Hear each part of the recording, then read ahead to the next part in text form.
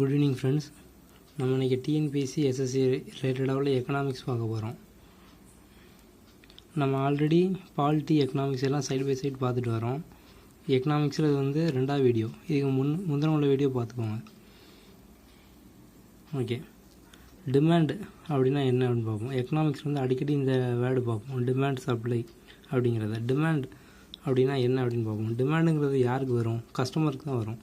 நமக்கு வரதான் வந்து டிமாண்டு. இதே வந்து சப்ளை அப்படிங்கிறது வந்து அந்த ப்ரொடியூசருக்கு வரும். அந்த வியாபாரிகளும் சப்ளை அப்படிங்கிற வார்த்தையை யூஸ் பண்ணுவாங்க. ஓகேவா? இப்போ டிமாண்ட் சப்ளைனா என்னென்னு பார்ப்போம். டிமாண்ட் அது எப்படி வரும் அப்படின்னா, ப்ரைஸ் அதிகமாச்சு அப்படின்னா டிமாண்ட் கம்மியாகும். இதுவே ப்ரைஸ் கம்மியாச்சுன்னா டிமாண்டு கூடும். ஓகேவா? இப்போ ஒரு எக்ஸாம்பிள் பார்ப்போம். ஆப்பிள் ஃபோன் வந்து ரேட் கூட, அதோடய ப்ரைஸ் அதிகம். அதை வந்து யார் யூஸ் பண்ணுவாங்கன்னு பார்த்தீங்கன்னா, ஒரு 100 ஒருத்தர் தான் நம்ம பார்த்த வரைக்கும் யூஸ் பண்ணுவாங்க. அப்போ வந்து ப்ரைஸ் கூடதுனால அதோட டிமாண்ட் கம்மியாக தான் இருக்குது. இப்போ ஜியோ சிம் வந்து கொஞ்சம் மாதத்துக்கு முன்னாடி ஃப்ரீயாக கொடுத்தாங்க. நம்ம வந்து எல்லாம் க்யூவில் நின்று வாங்கினோம். அப்போ அதோட டிமாண்ட் அதிகமாக இருந்துச்சு. ஓகே, அதோடய ப்ரைஸ் கம்மி, அதனால் அதோட டிமாண்டு கூட. நம்ம இப்போ சொன்ன விஷயத்தையே வந்து ப்ரைஸையும் டிமாண்டையும் 2 ஆக்சிஸாக வச்சு நீங்கள் ஒரு கேவ் வரைஞ்சிங்க.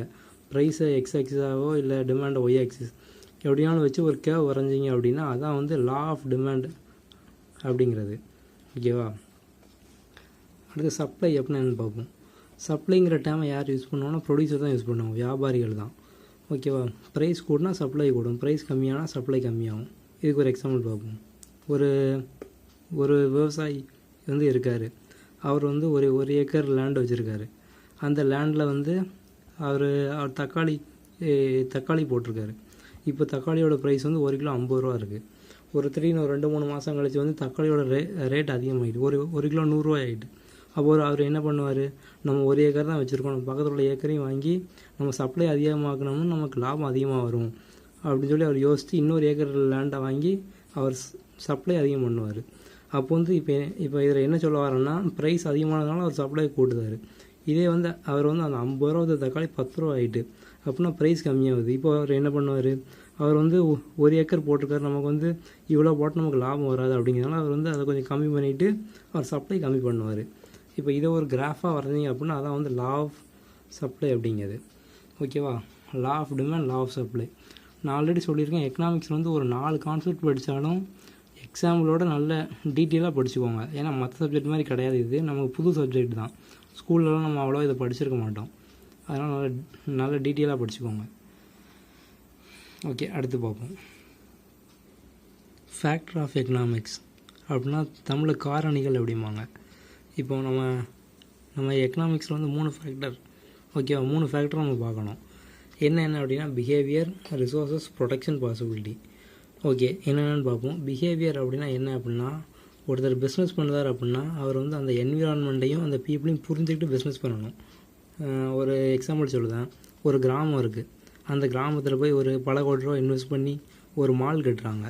அந்த மால் கட்டுறதுனால அவங்களுக்கு லாபம் வருமா? கண்டிப்பாக வராது, நஷ்டம்தான் ஆகும். ஏன்னா அந்த மக்களுக்கு வந்து அவங்களுக்கு மால் தேவையில்லை, அவங்களுக்கு என்ன தேவையோ அதை பார்த்துட்டு நம்ம பிஸ்னஸ் பண்ணணும்.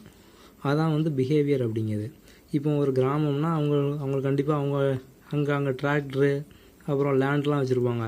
நம்ம அதுக்கு தக்கன ஒரு ஆட்டோமொபைல்ஸோ இல்லை இந்த ஃபெர்டிலைசர் அந்த மாதிரி பிஸ்னஸ் பண்ணோம்னா நமக்கு வந்து அங்கே ப்ராஃபிட் கிடைக்கும். இதான் வந்து முதல் ஃபேக்டர். மக்களையும் என்விரான்மெண்ட்டையும் புரிஞ்சுக்கிட்டு நம்ம பிஸ்னஸ் பண்ணணும். 2வது ரிசோர்ஸஸ் அப்படிங்கிறது. ரிசோர்ஸஸ் அப்படின்னா என்ன அப்படின்னா, நம்மகிட்ட இருக்கக்கூடிய ரிசோர்ஸை வந்து நம்ம கரெக்டாக யூஸ் பண்ணணும். இப்போ ட்ரெண்டில் வருது வந்து நல்லா போய்கிட்டு இருக்குது. அதனால் நம்மளோட மொத்த ரிசோர்ஸையும் அதில் போட்டுறக்கூடாது. ஒரு எக்ஸாம்பிள் சொல்லுவேன்.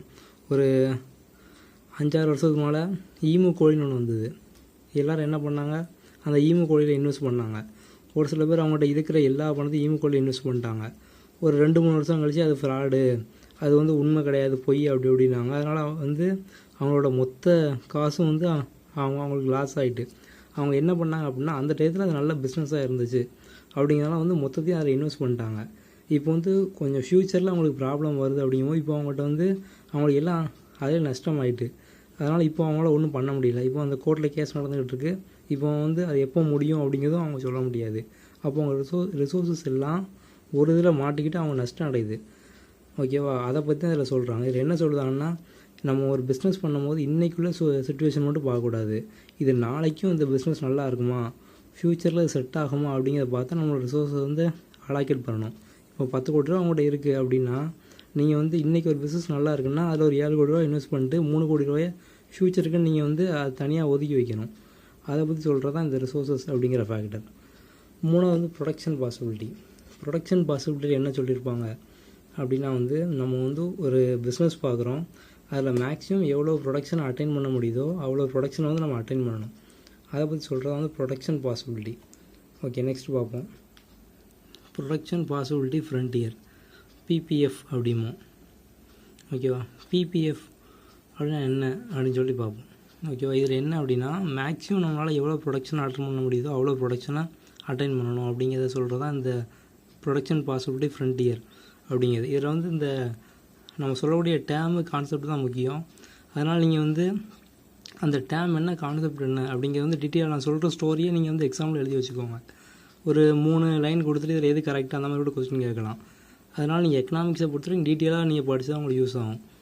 ஓகேவா, இதில் ரெண்டாவது என்ன சொல்லியிருக்காங்கன்னா நம்ம ரிசோர்ஸை வந்து எப்படி அலாக்கேட் பண்ணுறோம், நம்மளுடைய இருக்கக்கூடிய ரிசோர்ஸை நம்ம எப்படி அலாக்கேட் பண்ணுறோம் அப்படிங்கிறதான் இந்த பிபிஎஃப்பில் வந்து அவங்க சொல்லியிருப்பாங்க. இந்த 2 விஷயத்தையும் நம்ம வந்து கரெக்டாக பண்ணணும் அப்படின்னு சொல்கிறது தான் பிபிஎஃப் அப்படிங்கிறது. ஒரு எக்ஸாம்பிள் பார்ப்போம். இப்போது நீங்கள் இருக்கீங்க, உங்களால் வந்து ஒரு 10 ஃபேக்ட்ரியை ரன் பண்ணக்கூடிய ஒரு எபிலிட்டி உங்கள்கிட்ட இருக்குது. ஓகேவா, அப்போ நீங்கள் வந்து என்ன பண்ணுவீங்க அப்படின்னா 10 ஃபேக்ட்ரி உங்கள்கிட்ட வந்து நீங்கள் 2 விதமாக பண்ணுவீங்க. அந்த 10 ஃபேக்ட்ரி ரன் பண்ணக்கூடிய எபிலிட்டி இருக்குது. ஒரு நீங்கள் வந்து ஆட்டோமொபைல் ஃபேக்ட்ரியும் வச்சுருக்கீங்க, ஒரு ஃபுட் ப்ராடக்ட் தயாரிக்கக்கூடிய கம்பெனியும் வச்சுருக்கீங்க.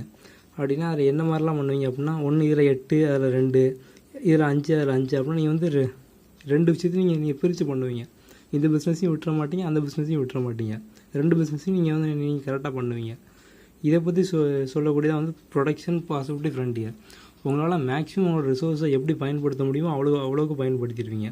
இதை வந்து நான் எழுதியிருக்க தான் ஒரு கிராஃபாக போட்டிருக்கேன். ஓகேவா, இதில் என்ன அப்படின்னா இப்போ இந்த ஒரு கேவ் வரைஞ்சிருக்கேன். இந்த கேவ் என்ன அப்படின்னா நம்ம வந்து இப்போது நம்மளோட ரிசோர்ஸை யூஸ் பண்ணியிருக்கோம். இதில் பார்த்திங்கன்னா 10 ஃபேக்ட்ரி உங்களால் ரன் பண்ணி 10 ஃபேக்ட்ரி நீங்கள் இங்கே ரன் பண்ணுவீங்க. இது வந்து 8-2. ஓகேவா, 8-2னா 10.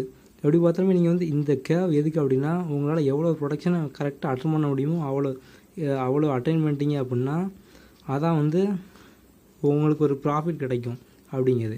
இதுவே இப்போ இந்த இடத்துல ஒரு லைன் போட்டிருக்கேன். இந்த பாயிண்ட்லாம் வந்து உங்களால் பண்ண முடியும் அப்படின்னா பண்ண முடியாது. ஏன்னா உங்களோட எபிலிட்டியை 10 தான் பண்ண முடியும். இப்போ இங்கே இதில் பண்ண முடியும் அப்படின்னா இங்கேனா இப்போ 10, 8, 18 கிட்ட போயிடும். அப்போ இந்த சைடில் உள்ளதெல்லாம் அவங்களால பண்ண முடியாது. அப்போ வந்து இது வந்து இம்பாசிபிள். இது எப்படி கேட்பாங்கன்னா பிபிஎஃப் கேவ் அபோவ் வந்து அது பாசிபிளா, இல்லை பிபிஎஃப் கேவ் பிலோ பாசிபிளா அப்படின்னு கேட்பாங்க. அப்போ இந்த கேவுக்கு மேலே வந்து பாசிபிளே கிடையாது, இம்பாசிபிள். ஓகேவா, அதனால தான் இதை சொல்லியிருப்பேன்.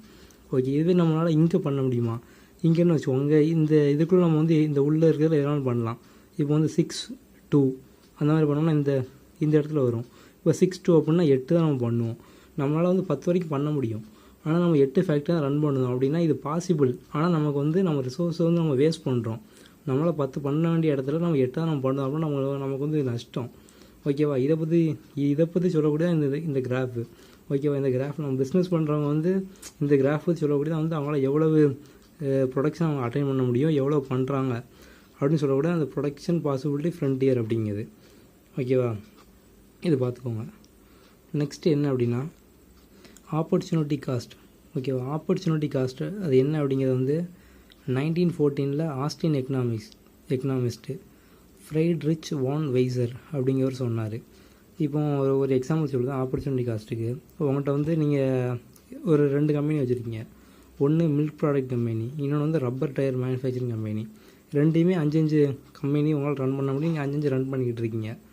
இப்போ இந்த சுச்சுவேஷனில் என்ன தெரியுது அப்படின்னா உங்களால் வந்து இப்போ வந்து இந்த கரண்ட் சுச்சுவேஷனில் மில்க் ஃபேக்ட்ரி தான் வந்து நல்ல பிஸ்னஸ் ஓடிக்கிட்டு இருக்குது. அதெல்லாம் அதிகமான பாசிபிலிட்டி நடக்குது. அப்போ நீங்கள் என்ன பண்ணுவீங்க அப்படின்னா இந்த ரப்பர் ஃபேக்ட்ரியில் 5 பண்ணுறீங்களா, இதில் ஒரு 2 கம்மி பண்ணிவிட்டு அதுக்கு பதிலாக மில்க் ஃபேக்ட்ரி வந்து அதிகப்படுத்துவீங்க. 7 மில்க் ஃபேக்ட்ரியும் 3 ரப்பர் ஃபேக்ட்ரியும் நீங்கள் வந்து ரன் பண்ணுவீங்க. ஓகே, அப்போ உங்களோட ஆப்பர்ச்சுனிட்டிக்காக இதில் ரெடியூஸ் பண்ணி ஒரு இன்க்ரீஸ் பண்ணி உங்களோட ரிசோர்ஸை கரெக்டாக யூஸ் பண்ணுறீங்க அப்படின்னா இதை சொல்லக்கூடியதாக வந்து ஆப்பர்ச்சுனிட்டி காஸ்ட் அப்படிங்கிறது.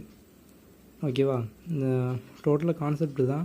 நீங்கள் கண்டிப்பாக ஒவ்வொரு டேமுக்கும் வந்து நான் சொன்ன எக்ஸாமில் உங்களுக்கு புரியுற மாதிரி நீங்கள் எழுதி வச்சுக்கோங்க. ஓகேவா. ஒரு நாளைக்கு 3 to 4 டாபிக் படித்தாலும் அதை நீட்டாக எக்ஸாம்பிளோட படிச்சுக்கோங்க, நோட்ஸ் எடுத்துக்கோங்க.